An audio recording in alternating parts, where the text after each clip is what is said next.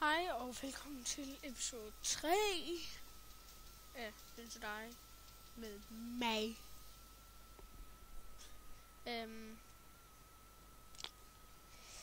Jeg lagde ikke mærke til, at den stoppede før, så det kan godt være, at jeg kom lidt længere, end det I fulgte med i. Så sorry for det. Men så meget gør det jo heller ikke. Men lad os komme videre med dette noget. Så lad os komme i gang.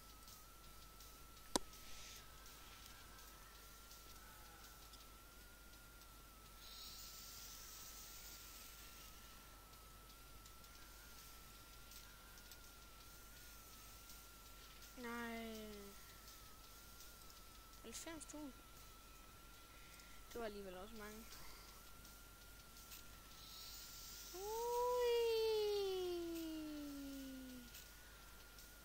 Nu hopper den meget igen.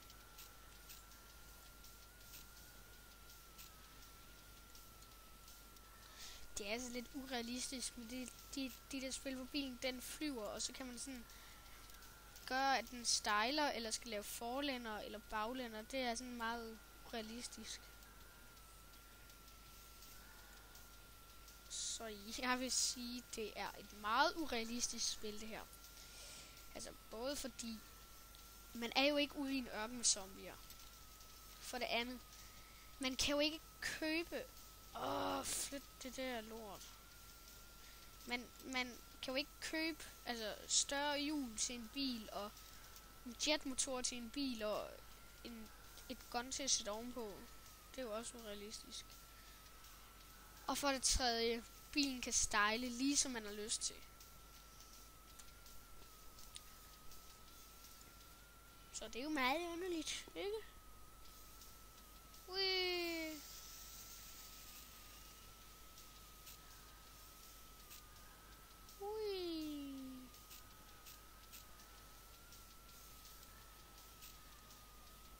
Glæder mig til at få den syge lastbil der. Den er så nice. Jeg har engang prøvet at have 1 million i det her spil. Altså $1 million. I kan gå ind på valuta omregner. Og så skrive det antal dollars I gerne vil. Og så kan I se hvor mange penge det egentlig er i danske kroner. Sikkert over det sne udenfor.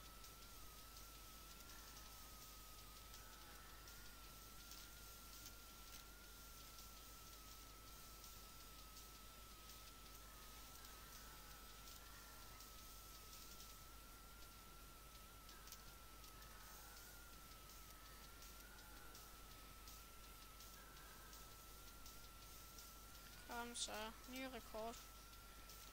Nej. I don't do it. Ja, reklamen igen. Meget lækkert. Small hatchback, old good pickup, cool heavy truck. Yes. See? We found it. 350 koster mere end selve den.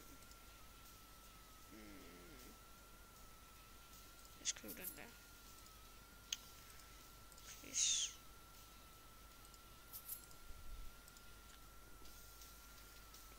Ui. Som I kan se, den er meget hurtig. Og den smadrer nemt igennem zombierne. Meget nice.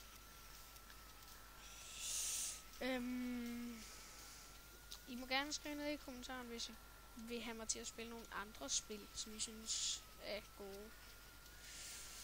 Og hvis dog jeg ikke kan spille det spil, så kommer der ikke nogen ud selvfølgelig. Altså det er noget med mange af de spil, hvor man skal bruge Shockwave. Jeg har Shockwave.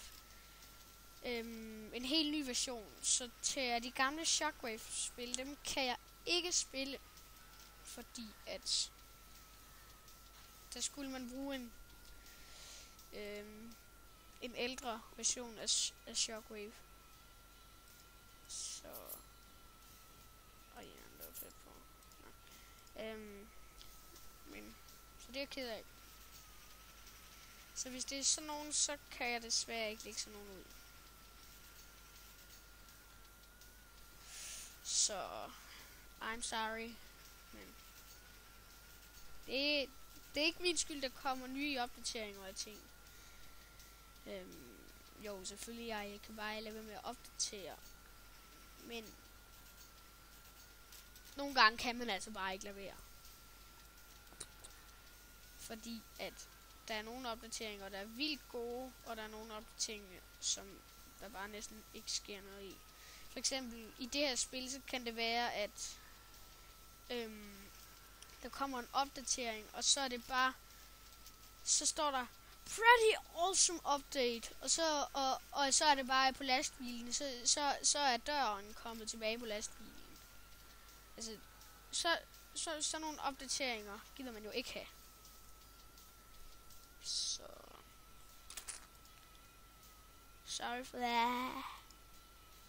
Okay, jeg sparer så op til Big Jule.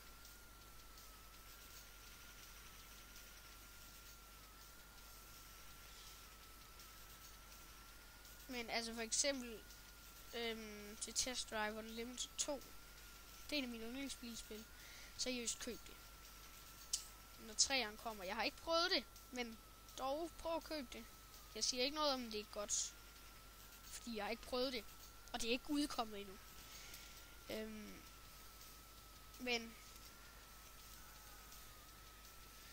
ja, altså der en opdatering, der er meget fed. Det var helt sikkert den nye opdatering, fordi der kunne man få alle mulige fede biler og motorcykler og alt muligt crap. Da jeg så opdaterede det, her kommer det dårligt. Så stopper det med at virke. Så kunne jeg ikke spille det mere. Og det er jo sådan set mega nederen. Så ja, det kan være, at jeg kan få det fikset. Nogen fra min familie kan få det fikset, hvis jeg ikke kan finde ud af det. Og så kan det være, at jeg lægger noget af det ud. Det håber jeg, der gør. Fordi at fordi at så ja, det er jo dejligt, så ikke? Jeg kan se, at vi snart skal til at stoppe. Som I kan se oppe i fanebladene deroppe, helt oppe i toppen, så er der noget med upload din video. Jeg er i gang med at uploade sidste episode, så de kommer sådan lige efter hinanden, dem her. Sådan nogle rimelig korte spil, jeg spiller for tiden. Mega kedeligt. Altså, jeg kan godt lide spil, som er ubegrænset. Altså, fordi så kan man blive ved med at få penge, for eksempel. Altså, hvis det her var ubegrænset, så ville den nok være en af mine yndlingsspil. Fordi så kunne man bare få penge hele tiden.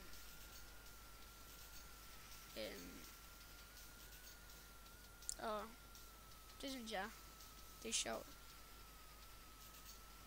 Shit. Noget, der også er urealistisk ved de der våben, der sidder på bilen. Hvis nu der er en bakke ned, og så der står en zombie nede for enden af bakken, og man så flyver sådan næsten lige op i luften, så skyder det der gevær, uden at den sigter efter zombien. Altså den skyder bare sådan lige ud i luften, uden at den burde ramme zombien. Og jeg glemmer til at få af de der superhjul. Og så gik den. Hvem får jeg nu? Oh my god. De er mega syge, dem her. Prøv lige så hurtigt at køre.